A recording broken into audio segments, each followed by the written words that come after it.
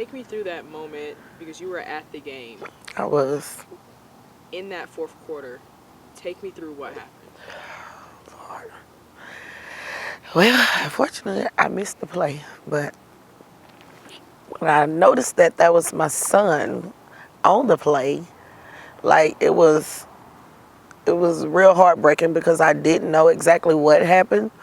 But when I seen the review and then I noticed I didn't see 13 on the field on defense anymore, I immediately texted his phone. Like, and he was like, Mama sending up prayers for me. I was like, okay, doing it right now. And I stopped doing what I was doing at the game, like literally. Just started praying for my son. But unfortunately, we are where we are right now. And take me through a little bit more of that conversation. So he texted you how long after he was taken off of the field? Probably wasn't even a good 5 minutes. By the time he got in the locker room, I had done already text him. And when he received my text and he looked and opened up, the first thing he texted me was, Mama, send up prayers for me because they not telling me nothing. I was like, are you serious? I said, but again, I'm praying right now. And I just like stopped talking to everybody. I just literally started praying in the stands. And then I responded back to him and I was like, so they're still not saying nothing? And he was like, no, Mama.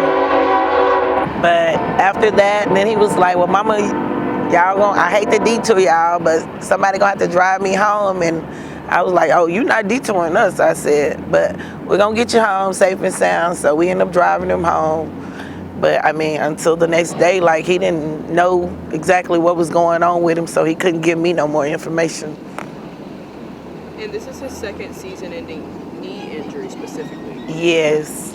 As a mother, what has this experience been like for you, seeing your son go through such a tough journey? As a mother, it's really been rough.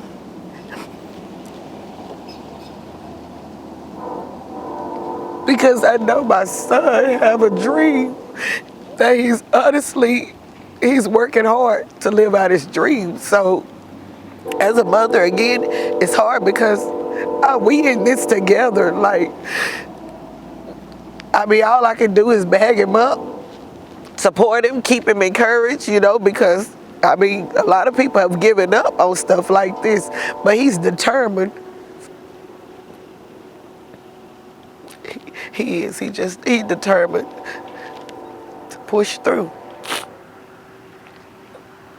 What has been the hardest part for you, watching him work so hard and having to overcome, at this point, 2 season-ending injuries? The hardest part for me, again, like I said, just watching him battle all these injuries.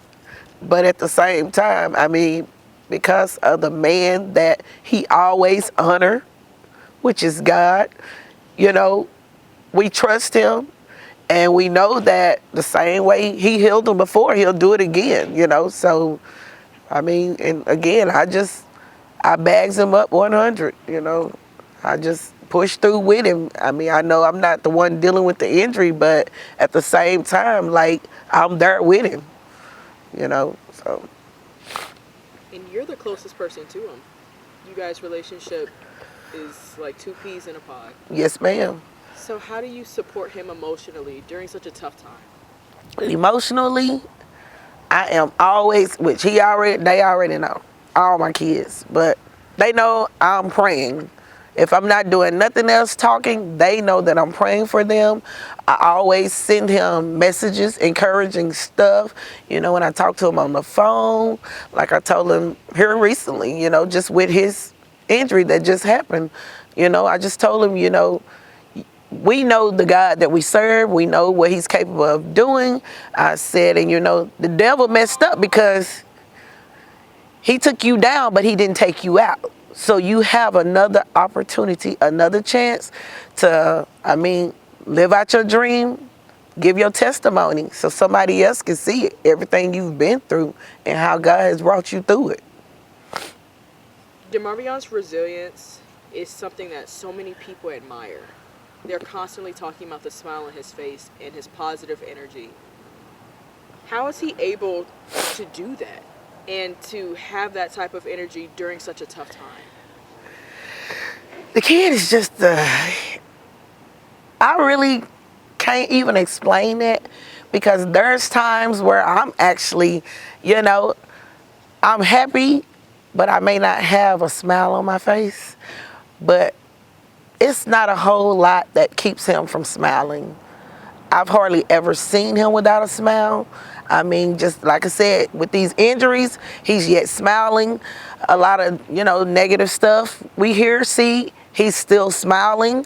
He's just one of those God-given children that he's going to have a smile on his face. And take me through his time just here in art, and maybe even at the University of Texas, or maybe something that you have taught him for him to have that instilled in him. Well, I really can't explain it, but as a mother, as a single mom, coming up with him, and his siblings, like I said, I've done things, that required me still. I mean, I may not have wanted to do them, but I kept a smile on my face and I did them anyways. And I think a lot of it just seeing where they came from, knowing that they had a single parent, growing up and instilling in them what's right, whether, I used to tell them all the time, whether I'm with y'all or not, the things you do will get back to me, and they just took it as, we're going to do what's right. We don't, and so, like I said, just me instilling in him and his siblings, it's just been one of those moments where, a lot of tough battles, I just smiled through them, because again, I know whoever, the man that brought me to him, bring me through them. So that gives me nothing but joy. It gives you a reason to smile. So where do you go from here? He has gotten his diagnosis Yes, of ma'am. the ACL, MCL, and PCL, and he'll need surgery at some point. Do you have any update for us? And what has he said when you've spoken to him now? Actually, today he's supposed to talk to the doctor, so I haven't spoke with him today. But on yesterday, of course, I told him I had Googled the PCL because I've never heard of the PCL before. I know he's dealt with the MCL and ACL. And so when I read that it was common, that was kind of a little relief, because it's common in athletics, athletes. So that freed me up a little bit. But at the same time, just knowing, like as far as his surgery and stuff like that, like we don't know exactly what day it's going to be on. He had said maybe the later part of this week, if not the earlier part of the week. So I'm just kind of still waiting to hear from him. Then on Friday, they've made it Demarvion Overshown Day here in ARP. What do you have to say to the ARP community who continues to support him? It's so much I can say about our community. So much. And I know, like, individually, I've told people, thank you. I love them, just all that. We appreciate everything they've done. But just to ARP America, we just want to say how much we love y'all and appreciate y'all. Thank y'all for all the support, just for having our back.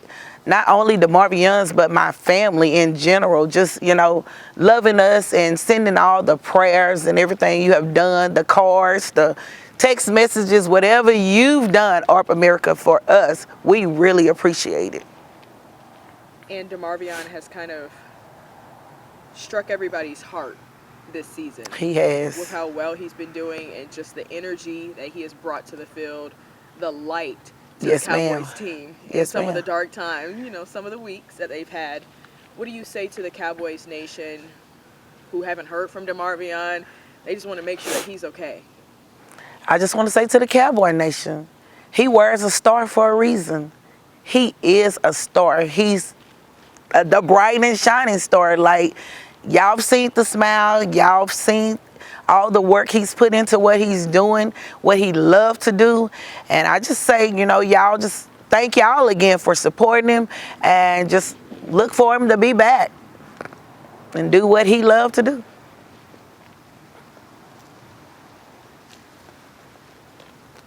And I think I do actually have another question. Throughout his road to recovery, it's going to be a while. So just talk to me about how you plan on supporting him throughout that. Do you think that he's going to be back at home a lot more, or will you go up there a lot more now to visit him during maybe the training sessions? Actually, I just spoke with my son about that, because like last year when he had his procedure, he went to Cali, and I called him. I said, "Do you want me to go with you?" He was like, "Nah, Mom, I think I'm gonna be good. Such and such going with me, whatever or not. They gonna take care of me." I was like, "Okay." So I just made this phone call to him like a couple of days ago, and he was like, "Mom, you know what? I really was about to ask you that. Like, if I have it here in town, in Dallas," he said, "I really want you to be up here with me." I said, "You ain't said nothing but a word, baby. I'm packing my bags and I'll be in Dallas." He needs his mom there. Yes, ma'am. And what does that say about him and you guys' relationship? It says a lot. It says that my children, they love me for who I am, because I'm not a perfect mom, but at the same time, they love me for who I am, the upbringing that I instilled in them, and just to them in general. I love them. They know they can ask me for anything. I'll go out of my way to do whatever it is when it comes to my children. And I just thank God for them, Just love them. I need to give you Oh, thank you.